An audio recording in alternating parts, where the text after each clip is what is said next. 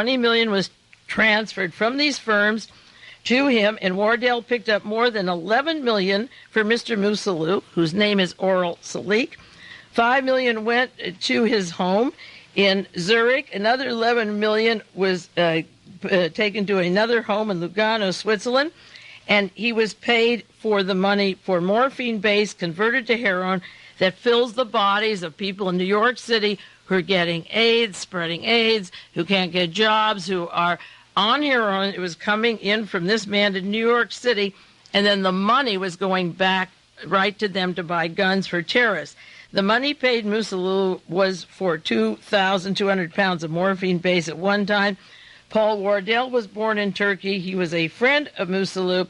Franco Dellatorre, and he testified in the trials in New York, would take bags of cash from E.F. Hutton and Merrill Lynch that they sent their own delivery, and in order to avoid taxes, the brokerage firm would take the money and secretly put it in Switzerland. In September 1982, and this is in the New York Times article that I have here, in September of 1982, and think of Don Reagan as Secretary of the Treasury and George Bush's brother-in-law, his brokerage firms putting the money in.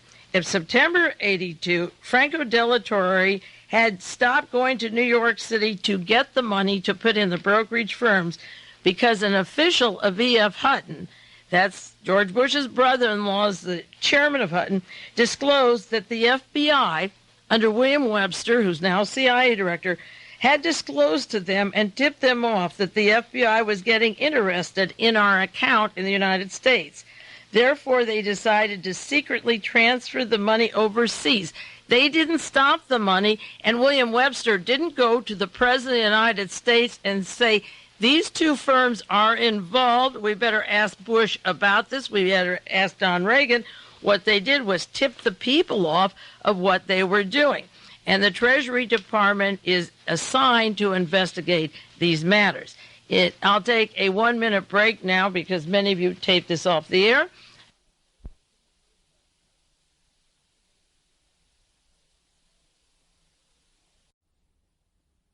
So I will continue. This is Mae Brussel, and it is the second half of program number 844.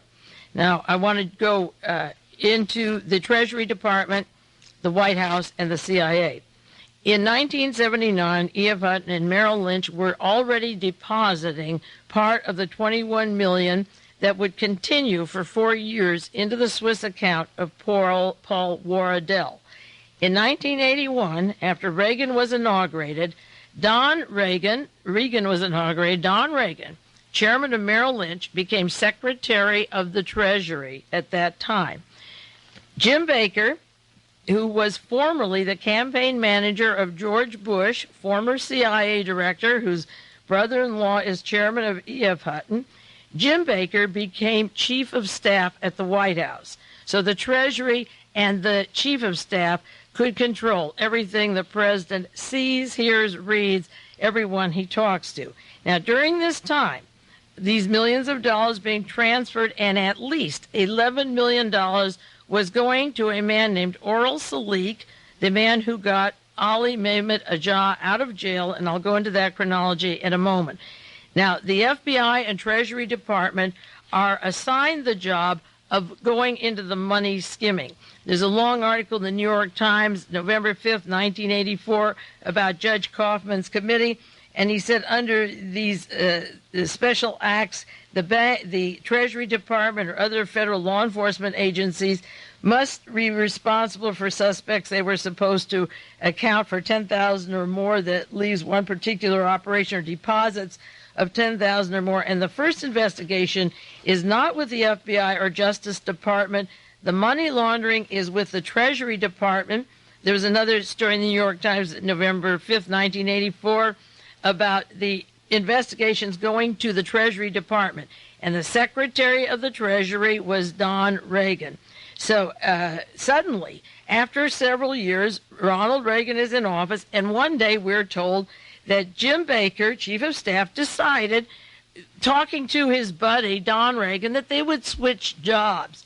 So Jim Baker becomes Secretary of the Treasury. It's no better. He was the campaign manager. He was the loyalist from Texas that was the right-hand man of